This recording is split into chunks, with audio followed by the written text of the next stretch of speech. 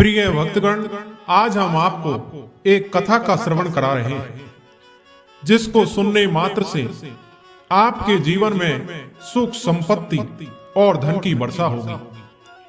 तो चलिए कथा को प्रारंभ करते हैं।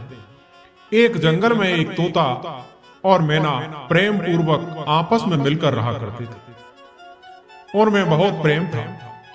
एक दिन किसी विवाद के कारण तोता और मैना के बीच झगड़ा हो गया। तोता ने कहा कि संसार में सबसे बड़ा पापी और विश्वासघाती स्त्री है। मैना ने जवाब दिया कि इस संसार में सबसे ज्यादा पापी और विश्वासघाती पुरुष होते हैं। जब वे दोनों आपस में लड़ते रहे और अपने विवाद का निदान के लिए वे भगवान शिव के पास गए और अपनी बात बताई। शिव जी ने तोते से कहा, तुम कैसे कह सकते हो कि संसार में स्त्री पुरुषों की अपेक्षा ज्यादा पापी और विश्वासघाती है? अगर आप यह कहानी सुन रहे हैं तो पूरा सुनिए। इस कथा को आधा अधूरा छोड़कर जाने की गलती मत करिएगा, क्योंकि इस पवित्र कथा को पूरा सुनने से मन चाहा फल की प्राप्ति होगी। इसलिए इस कथा को पूरा सुने, भोलेनाथ का अनादर ना करें। तोता बोला, प्रभु, मैं आपको एक कहानी को सुनाना चाहता हूं जिससे हम सबको यह साबित होगा कि स्त्री पुरुषों की अपेक्षा ज्यादा पापी और विश्वासघाती होती है। फिर भगवान से बोले, ठीक है, तुम कहानी सुनाओ। श्रोताओं, तब तक माता पार्वती आ जाती है और कहती है, मुझे भी यह कहानी सुननी है, मैं भी सुनना चाहती हूं। तब भगवान शिव कहते हैं, ठीक है देवी, आप भी सुनो। फिर तोता भगवान शिव और माता पार्वती के सामने कहानी सुनाने लगता है। एक राज्य में अगरसेन नाम का राजा राज्य करता था। उसके पास 4 बेटे थे जो सभी बहुत ही बहादुर और प्रतापी थे। लेकिन सबसे बड़ा बेटा जिसका नाम चंद्रसेन था, वो न केवल प्रतापी बल्कि बहुत ही सुंदर भी था। उसकी पत्नी चंद्रप्रभा भी बहुत ही सुंदर और रूपवान थी। वे अपने आगे किसी दूसरी स्त्री को सुंदर नहीं मानती थी। एक दिन राजा अगरसेन ने अपने बेटे चंद्रसेन को उसकी किसी बात पर नाराज होकर राज्य से निकाल देने का आदेश दिया। राजा का यह आदेश सुनकर कि सभी इस बात से चिंतित हो गए। फिर चंद्रसेन ने अपने महल में गया और उदास हो गया। उधर चंद्रसेन को उदास देखकर उसकी पत्नी ने पूछा, प्राणनाथ, आप उदास क्यों हैं? आपका चेहरा इतना मुरझाया हुआ क्यों है? राजकुमार होकर भी आप इस तरह चिंतित क्यों हैं? तब चंद्रसेन सोचने लगा कि मैंने बहुत बुरा किया है और अपनी सारी बात अपनी स्त्री को बता दी।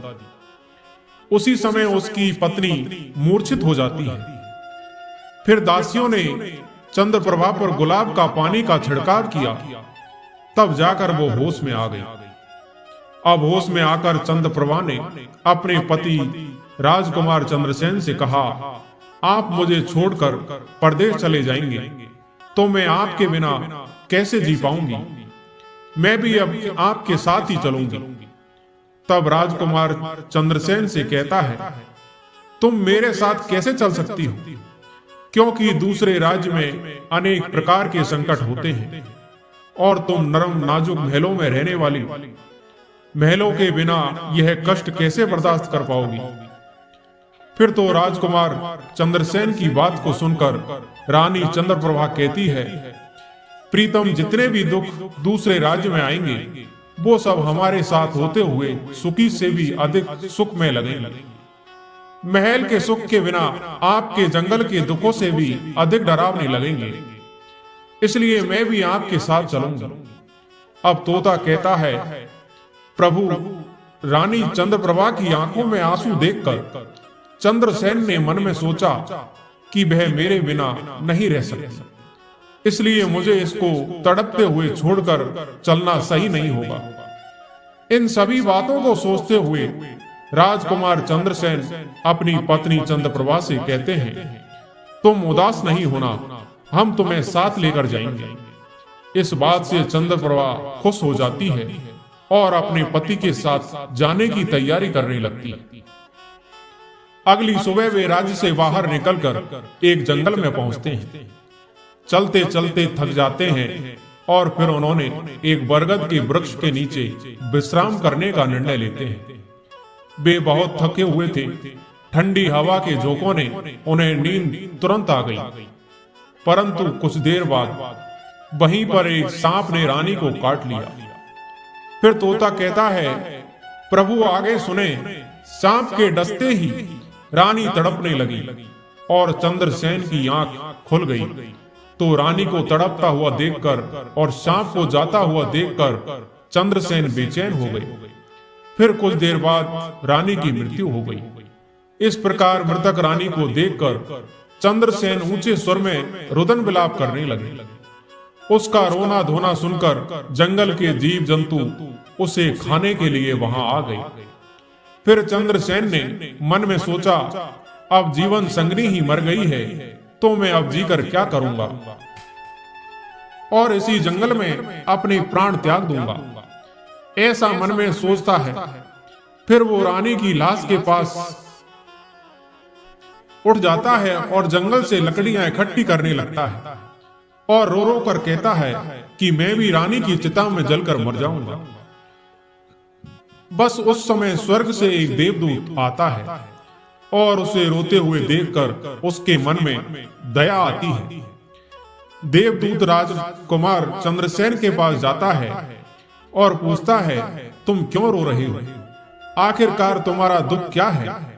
तो राजकुमार चंद्रसेन ने देवदूत से कहा, मेरे पास अपना दुख सहने की शक्ति नहीं है। मुझे चाहिए कि यह धरती फट जाए और मैं इसमें समा जाऊं।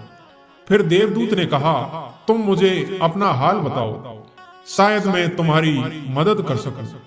फिर चंद्रसेन ने कहा, महाराज मैं एक राजकुमार हूं और राजा अगरसेन का बेटा हूं। मेरे पिता ने मुझे राज्य छोड़ने के लिए कहा था, इसलिए मेरी पत्नी और मैं इस जंगल में चलते चलते यहाँ आ गए। यहाँ आकर मेरी पत्नी को सर्प ने काट लिया है और उसकी मृत्यु हो गई है, और मैं लकड़ियां इकट्ठा कर रहा हूं ताकि मैं अपनी पत्नी के साथ ही जलकर अपने आप को भी अग्नि के हवाले कर सकूं। तब तोता कहता है, हे प्रभु आगे सुने। चंद्रसेन की बातों को सुनकर देवदूत कहते हैं, राजकुमार ये संसार है, यहाँ इंसानों का आना जाना लगा रहता है। इस शरीर को एक दिन सबको त्याग देना पड़ेगा। तू भी इसे जानता है। इस संसार में कोई भी किसी के साथ नहीं आता और ना ही किसी के साथ जाता है। फिर तुम मूर्खों की तरह यह बात कर रहे हो। अगर तुम जीवित रहोगे तो बहुत सारी रानियां तुझे मिलेंगी, इसलिए मेरे कहने पर मरने का विचार छोड़ दो। इस मानव शरीर को प्राप्त करने के लिए देवता भी बेहद इच्छुक होते हैं, तो फिर इस शरीर को क्यों नष्ट करना चाहते हो? आपने जो कुछ कहा वह सत्य है, किंतु ऐसी पतिव्रता पत्नी मुझे किसी जन्म में भी नहीं मिलेगी, इसलिए मैं इसके साथ ही मरूंगा। फिर देवदूत चंद्रसेन के विचार सुनकर देवदूत ने जान लिया कि यह अपनी पत्नी के बिना नहीं जी पाएगा। तब देवदूत ने चंद्रसेन से कहा, राजकुमार तेरी पत्नी के जीवित करने के लिए केवल एक ही उपाय है। अब तू मेरी बात को ध्यान से सुनो। यदि तुम इस उपाय को कर सकते हो तो तेरी रानी जीवित हो सकती है। फिर चंद्रसेन ने कहा, महाराज आप जो कुछ भी कहेंगे वह सब करने के लिए मैं तैयार हूं, केवल मेरी पत्नी को जीवित कर देना। तब देवदूत ने कहा, तुम्हारी रानी की आयु केवल 20 वर्ष थी, जिसने इसे बिता दिया। इसके बदले तेरी उम्र 70 वर्ष की है, जिसमें से 30 वर्ष बीत चुके हैं। तेरे जीवन काल में 40 वर्ष अभी बाकी हैं, यानी तुझे 40 साल और जीने का अवसर है। यदि तू अपनी पत्नी को आधा अपना जीवन का समर्पण कर देता है तो तुम दोनों की आयु समान हो जाएगी। अगर तुम यह मान लो तो रानी जल्दी ठीक हो जाएगी। इस तरह देवदूत की बात सुनकर राजकुमार चंद्रसेन ने कहा, मुझे मान्य है, फिर देवदूत ने चंद्रसेन के हाथ में पानी दिया और 20 वर्षों तक रानी के पैरों पर पानी डालने का संकल्प लिया। अब जैसे ही चंद्रसेन ने संकल्प किया, वह जल को रानी के पैरों पर डालेगा। देवदूत ने कह दिया, पानी को पैरों पर डालने से पहले मेरे एक बात को ध्यान से समझ लो, इसमें एक गुप्त रहस्य भी है। अभी तो तुझे रानी की आवश्यकता है, तुम पानी डालकर इसको बचा सकते हो, लेकिन भविष्य में अगर रानी की आवश्यकता नहीं पड़ती है तो तुम अपने संकल्प को वापस ले सकते हो, और जब तुम यह संकल्प वापस लेते हो तो तुम्हारी रानी की तुरंत ही मौत हो जाएगी। परंतु एक बात का हमेशा याद रखना, इस संकल्प को कभी वापस ना लेने की बात रानी से कहना मत, वरना तुम अपने संकल्प को वापस नहीं ले सकोगे। हमेशा याद रखना, जीवन में कुछ बातें हमेशा छुपा कर रखनी चाहिए, क्योंकि कभी कभी ये बातें काम आ सकती हैं। फिर तो ऐसा कहकर और उस रानी के सामने आकर वो देवदूत जो थे अंतर्ध्यान हो गए। फिर चंद्रसेन कहने लगा, तुम बहुत थक चुकी थी, इसलिए मैंने तुम्हें नहीं जगाया। इस प्रकार राजकुमार चंद्रसेन ने अपनी रानी से सारी बातें छिपा दी कि सर्प ने तुम्हें काट लिया और तुम मर गई थी। मैंने तुम्हें फिर जीवित कैसे किया, यह सब राजकुमार ने अपनी पत्नी से छिपा लिया। फिर तोता बोला, प्रभु। फिर वो दोनों आगे बढ़ गए।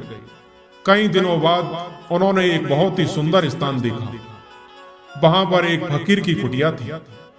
जब वे वहां पहुंचे तो उन्होंने देखा कि एक सुंदर युवक फकीर पानी पी रहा था। वे दोनों बहुत ही थके हुए थे, इसलिए वो फकीर के पास बैठ गए।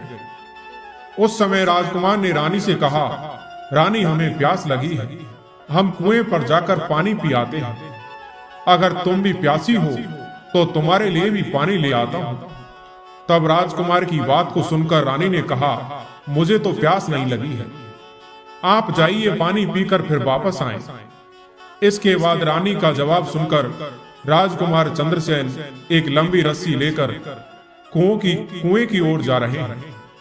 चंद्रसेन पानी पीने पहुंचे तो राजकुमारी चंद्रप्रभा उस फकीर की ओर देख रही है।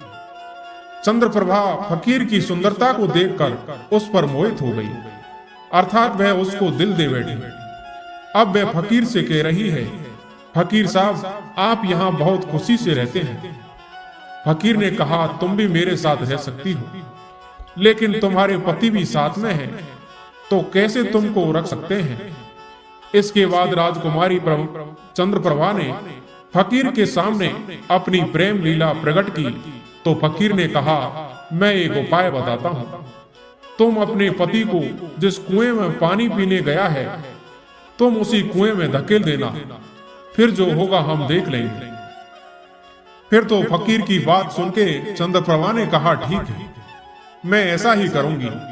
अब इतनी ही देर में राजकुमार चंद्रसेन पानी पीकर रानी के पास आया तो रानी कहने लगी, मुझे भी अब प्यास लग रही है, कुएं पर वापस चल कर के मुझे भी पानी पिलाओ। तो राजकुमार चंद्रसेन बोला, मैंने तुमसे पहले ही पूछा था और तुमने मना कर दिया। खैर, अगर तुमको प्यास लगी है तो मैं अभी पानी लेकर आता हूँ। तब चंद्रसेन पानी लेने चला तो रानी भी उसके साथ जल्दी जल्दी और कहने लगी, मैं भी तुम्हारे साथ चलती हूँ। बेचारा चंद्रसेन तो उसके प्रेम में पागल था। उसको क्या मालूम था कि वह मेरे प्राण लेने के लिए मेरे साथ आ रही है। श्रोताओं, वास्तव में विद्वान सच कहते हैं कि स्त्रियों के चरित्र को देवता भी नहीं जान सकते। मानव क्या चीज होती है, उनके जाल में अच्छे अच्छे बुद्धिमान भी फंस जाते हैं। जब राजकुमार चंद्रसेन कुएं पर जाकर पानी भरने के लिए ढोल भरता है तो रानी ने अपने पति यानी राजकुमार चंद्रसेन को धक्का देकर कुएं में गिरा देती है और खुद फकीर के पास चली जाती है। वह फकीर रानी को अपने साथ ले जाकर एक राज्य में बस जाता है। वहां दोनों रहने लगते हैं। फकीर ने फिर रानी को ऐसा नाचना और गाना सिखाया कि वह नृत्यांगना के रूप में मशहूर हो गई। धीरे धीरे वह राजकुमारी पूरे नगर में प्रसिद्ध हो गई। इस तरह रानी के नृत्य और गीत के कारण वह फकीर के पास लाखों रुपए बन गई। रानी भी उस फकीर के साथ मस्ती में रहने लगी। जिस समय रानी ने अपने पति चंद्रसेन को कुएं में धकेल दिया था, तब संयोग से एक फकीर जो कुएं में एक जंजीर जो कुएं में लटकी थी, चंद्रसेन ने उसको पकड़ा और कुएं में लटकता रहा।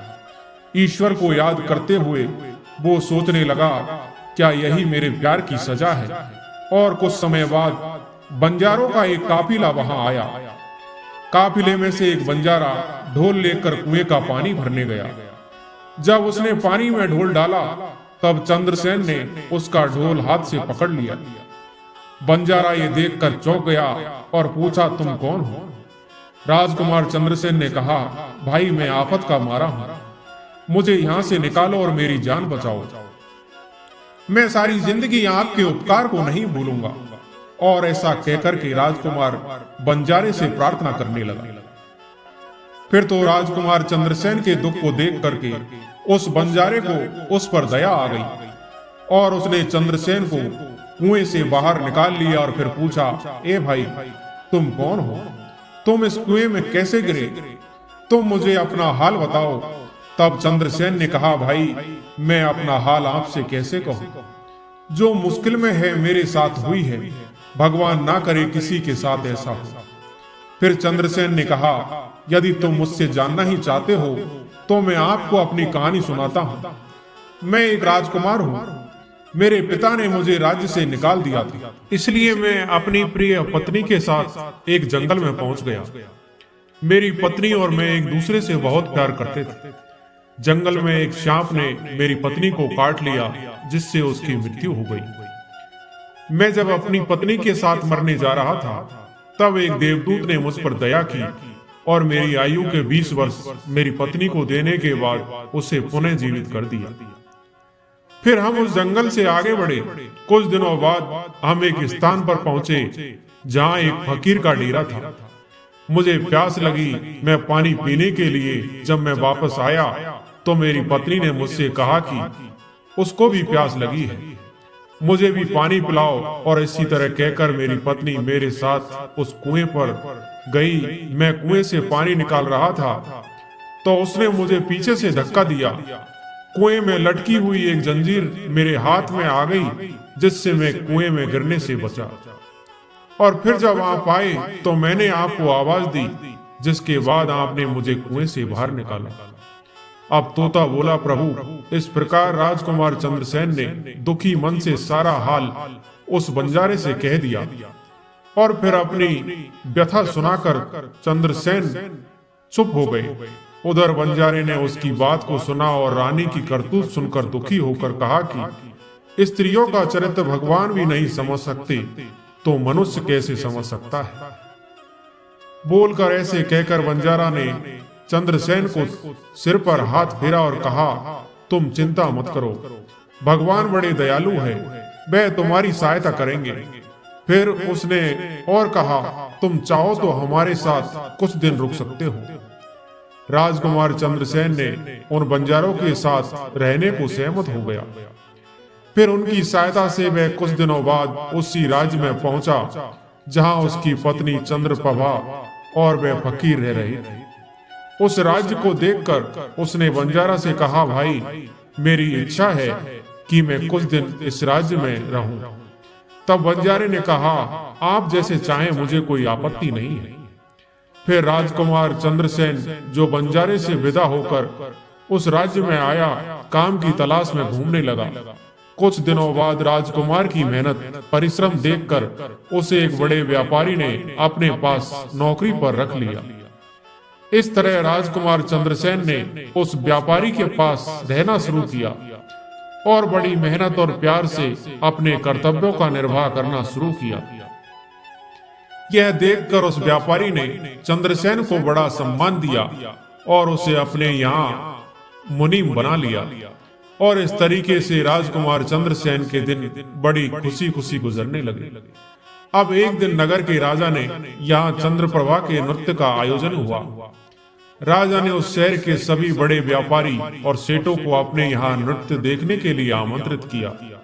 जब राजकुमारी चंद्रप्रभा का नृत्य होने वाला था, शहर के सभी व्यापारी और सेठ साहूकार राजा के यहाँ पहुंच गए। चंद्रसेन, जो रानी के नृत्य और गायन की प्रशंसा सुनता था, उसने भी सोचा कि मुझे इस नृत्य को देखना चाहिए। वो भी राजा के दरबार में सेठ के साथ यहाँ पहुंच गया। रानी ने अप्सरा के समान नृत्य किया और उनकी सुरीली आवाज में कई सुंदर रागों को प्रस्तुत भी किया। उनके गानों को सुनकर महफिल के सभी लोग आश्चर्य में आ गए और सभी बहुत सारे इनाम दिए। इसके साथ ही राजा से लेकर प्रजा तक सभी ने उनकी प्रशंसा की। राजकुमार चंद्रसेन ने अपने हाथ की अंगूठी उठाई जिसमें हीरा जड़ा हुआ था और फिर वह उसे उतारकर रानी चंद्रप्रभा को भेंट कर दी। इसके बाद रानी चंद्रप्रभा ने अंगूठी को पहचान लिया और मन ही मन कहने लगी, ये तो बहुत बड़ा आश्चर्य हो गया।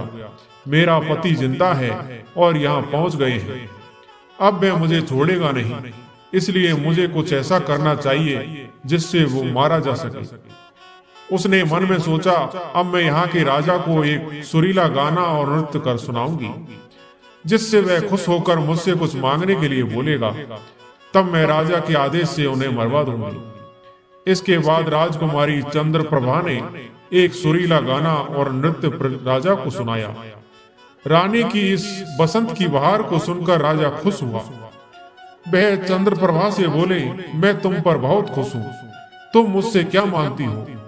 तब राजकुमारी ने कहा, अगर आप मुझसे प्रसन्न है तो सबसे पहले मुझे वचन दीजिए और फिर जो कुछ मैं मांगूंगी वो आप मुझे वही देंगे। फिर चंद्रप्रभा ने कहा, इस सभा में एक चोर है, कृपया उसे फांसी की सजा दे।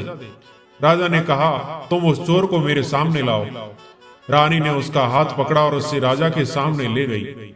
राजा ने अपने सैनिकों को आदेश दिया कि उस चोर को जल्लादों के पास ले जाओ और उस चोर को फांसी पर चढ़ा दो।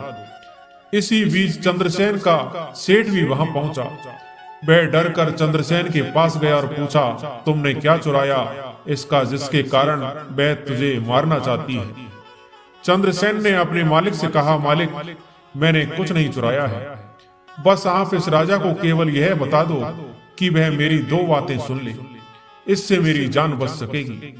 अब चंद्रसेन का मालिक इसे सुनकर अपने साथ के व्यापारी और साहूकारों के पास गया और सभी ने मिलकर मशवरा किया। उन्होंने कहा, मित्रों, या तो राजा न्याय करे या हम सभी इस शहर को छोड़कर कहीं और चले जाएंगे। और इस प्रकार सभी व्यापारी राजा के पास गए और कहने लगे, राजा साहब, हमारा मुनीम निर्दोषी है, उसे मार देने का आपका आदेश है। वह कह रहा है कि वह अपनी दो बातें आपको कहना चाहता है, फिर आपको लगे कि उसने अपराध किया है तो उसे फांसी दे दे, लेकिन मेरे मरने से पहले राजा केवल मेरी दो बातों को जरूर सुने। फिर राजा ने व्यापारियों की बात सुनकर कहा, ठीक है, मुनीम को बुलाओ।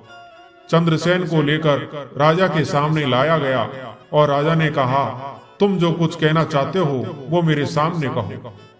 तब राजकुमार चंद्रसेन ने कहा, महाराज, मैंने क्या दोष किया है जिसके कारण आपने मेरी हत्या का आदेश दे दिया है? फिर उसकी बात को सुनकर राजा ने कहा, तू इस नर्तिका का चोर है। चंद्रसेन ने कहा, नहीं महाराज, मैं इसका पति हूँ जो मुझे कुएं में धकेल कर एक फकीर के साथ चली आई है। राजकुमारी चंद्रप्रभा ने समझ लिया कि बात बिगड़ रही है। तब राजा से कहती है, महाराज, मैं इसकी पत्नी नहीं हूँ, ये झूठ बोल रहा है। ये कौन है? मैं इसे जानती तक नहीं। ये तो मेरा चोर है, मैं सिर्फ इतना ही जानती हूँ। फिर राजकुमार चंद्रसेन ने कहा, अगर यह मेरी पत्नी नहीं है तो वो सब कुछ जो मैंने रास्ते में छोड़ा था वह मेरी अमानत के रूप में वापस कर दे। फिर चंद्रसेन रानी की ओर देखा। राजकुमार ने अपनी अमानत को लौटाने की बात की तो राजकुमारी चंद्रप्रभा ने इसे स्वीकार कर लिया।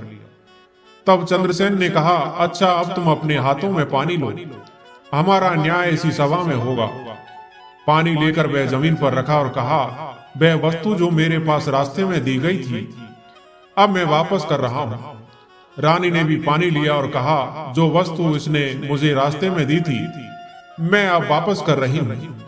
जैसे ही वे अपने हाथों का पानी छोड़ा, रानी के प्राण छूट गए। यह दृश्य देखकर वहां के लोग हैरान रह गए। तो राजा ने यह देख चिंतित होकर चंद्रसेन से कहा, यह क्या हो गया, बताओ मुझे सच्चाई। तब राजकुमार चंद्रसेन ने अपनी कहानी शुरू की, अपने जीवन की सब घटनाओं को खुलकर बताते हुए उसके देश निकाले जाने से लेकर अब तक की सभी घटनाओं को सुनाया। राजा ने सब कुछ सुनकर चंद्रसेन को अपने गले से लगा लिया और अपनी बेटी की शादी चंद्रसेन के साथ कर दी। तोता ने कहा, प्रभु मैंने इस कहानी को सुना है, मैं भी स्त्रियों से घृणा करता हूँ और मैं यह कह सकता हूँ कि संसार में स्त्री पुरुषों से अधिक पापी और विश्वासघाती होती है। तोते ने भगवान शिव और माता पार्वती को एक कहानी से यह बताया कि स्त्री पुरुषों की तुलना में अधिक पापी और विश्वासघाती होती है। तो सभी ने इसे सुनकर हैरानी में डाल दिया। माता पार्वती ने कहा, प्रभु मुझे लगता है कि तोता सच कह रहा है। स्त्री तो सभी में से केवल एक दो ही बिना नैतिक मूल्य और ईमानदारी के हो सकती है, परंतु पुरुषों में भी ऐसे कुछ हैं जो पापी और विश्वासघाती हो सकते हैं। फिर भगवान शिव ने पूछा, ठीक है, तो मैना तुम कैसे सिद्ध करोगी यह बात। मैना बोली, मैं भी एक कहानी सुनाती हूँ जिससे स्पष्ट होगा कि स्त्री की तुलना में पुरुष अधिक पापी और विश्वासघाती होते हैं। प्रभु, एक गांव में एक परिवार रहता था जो बहुत ही धनवान था और उस धनवान सेठ का बेटा एक अद्भुत प्रकार का व्यक्ति था। सेठ का बेटा इतना जुआरी था कि सेठ उसके बारे में सोचते सोचते परेशान रहता। एक दिन उसका बेटा जुआ खेल रहा था। उसी दिन उसके पिता का निधन हो गया। फिर भी वह जुआ खेलना बंद नहीं किया, लेकिन पिता की मृत्यु के बाद वह खुल के जुआ खेलने लगा। सब कुछ हार गया। फिर वह अपने गांव से दूर चला गया और एक सेठ के घर पहुंचा और सेठ से बोला, मुझे बहुत तेज प्यास लगी है, मुझे एक गिलास पानी मिलेगा। तो सेठ ने उस युवा से पूछा कि तुम कौन हो, क्या करते हो और कहां से आए हो। जिसके उत्तर में उस युवा ने कहा, मैं एक व्यापारी हूँ और यहाँ से जा रहा था तो सोचा कि पानी पीकर चला जाऊं। तब सेठ ने पूछा कि तुम कौन सा व्यापार करते हो। तब युवा कहता है, व्यापार करते समय मेरा सामान समुद्र में गिर गया है, इसलिए यदि आप मेरी कुछ मदद करते हैं तो अच्छा होगा। फिर सेठ ने लड़के की बात सुनी, फिर उसकी बातों की जाल में फंस गया और कहने लगे कि बेटा तुम तो ठीक हो और कुछ कमा भी लेते हो, क्या मेरी बेटी से शादी करोगे। अब तो ये बात सुनकर युवा खुश हो जाता है और शादी के लिए हाँ कह देता है, जिसके बाद दोनों का विवाह हो जाता है। प्रभु, इस प्रकार सेठ अपनी बेटी को धन के साथ विदा कर देते हैं। उधर युवा लड़का को तो बस केवल धन के लिए विवाह करना था, तो उसने वो भी कर लिया। अब विवाह के बाद जब युवा सेठ की लड़की को लेकर जा रहा था तो एक जंगल आ गया। वहां पर युवा लड़का अपनी पत्नी से बोला, देखो हम अभी जंगल में हैं, यहाँ कोई चोर हमारे गहनों को चुरा सकता है, इसलिए आप अपने सभी गहनों को मुझे दे दे ताकि हम सुरक्षित रह सकें। युवा की पत्नी ने अपने पति पर भरोसा किया और अपने सभी गहनों को उन्हें सौंप दिया, और क्यों ना करे क्योंकि वे उसके पति थे। उसके बाद युवा ने अपनी पत्नी के गहनों को एक पारदर्शी बंधन में बांध लिया और फिर वे जंगल में आराम से ठहरे। इस दौरान युवा के मन में लालच उत्पन्न हुआ और उनकी पत्नी के साथ जाने वाली एक दासी थी जिसे सेठ ने अपनी लड़की के साथ भेजा था। युवा ने फिर उस दासी को मार दिया। फिर उसने अपनी पत्नी को एक कुएं में गिरा दिया और मन में यह विचार लिया कि मैं इसके साथ में सिर्फ पैसों के लिए शादी की थी, मेरे पास पैसे मिल गए, और उसने सोचा कि वह पानी में डूबकर मर जाएगी। इस तरह सोचकर वह युवा वहां से चला गया, लेकिन उसकी पत्नी नहीं मरी और वह कुएं से बाहर निकलने के लिए आवाज देती रही। कुएं के पास से एक आदमी गुजर रहा था और जब उसने किसी महिला की आवाज सुनी तो वह उस महिला को कुएं से बाहर निकाल दिया। फिर कुएं से बाहर निकालने के बाद महिला ने अपनी सारी जानकारी उस व्यक्ति को दी और उस व्यक्ति ने महिला को उसके पिता के घर पहुंचा दिया। अब जब महिला पिता के घर पहुंची तो उसके पिता ने पूछा, तुम्हारे साथ क्या हुआ। महिला ने कहा, पिताजी, जंगल में कुछ चोरों ने हम पर हमला किया था और दासी को मार दिया, मुझे कुएं में धकेल दिया और पति के बारे में कुछ पता नहीं है, बेटी की बातें सुनकर सेठ जी ने कहा, कोई बात नहीं, भगवान सब ठीक करेंगे। अब मैं यहाँ कहती हूँ कि प्रभु, इस दुनिया में स्त्री और पुरुष दोनों ही विश्वासघाती और पापी हो सकते हैं। अब आपके हाथ में न्याय का फैसला है। मैंने भी आपको एक कहानी सुनाई और तोते ने भी एक कहानी सुनाई है। अब आप ही न्याय करें। उसने अपनी पत्नी को मारा और सारा सामान लेकर के चला गया। अब तोता और मैना की कहानी सुनकर भगवान से बोले, ठीक है तोता और मैना, मैंने तुम्हारी कहानी को ध्यान से सुना। अब मैं तुम्हारा न्याय करता हूँ। सच में संसार में स्त्री और पुरुष के बीच ज्यादा पापी या विश्वासघाती कौन होता है, यह मेरे लिए स्पष्ट है। भगवान शिव जवाब देते हैं कि बिना किसी शंका के ये सत्य है कि इंसान की सोच उसके इस स्तर से नीचे जा सकती है और वही पापी और विश्वासघाती होता है, चाहे वो स्त्री हो या पुरुष। इंसान को किसी भी प्रकार के पाप करने से पहले यह सोचना चाहिए कि क्या वह सही है या नहीं। पापी और विश्वासघाती होने की कोई जाति नहीं होती, वह इंसान की सोच और कुरीतियों का परिणाम होता है।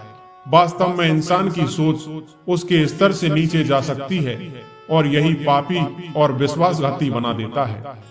इस वीडियो को बोलते समय कोई त्रुटि हो तो मैं क्षमा चाहता हूँ। उम्मीद है आप सभी को ये वीडियो अच्छी लगी होगी। अगर आप शिव के सच्चे भक्त हैं तो चैनल को सब्सक्राइब और वीडियो को लाइक करके कमेंट में हर हर महादेव जरूर लिखें। धन्यवाद।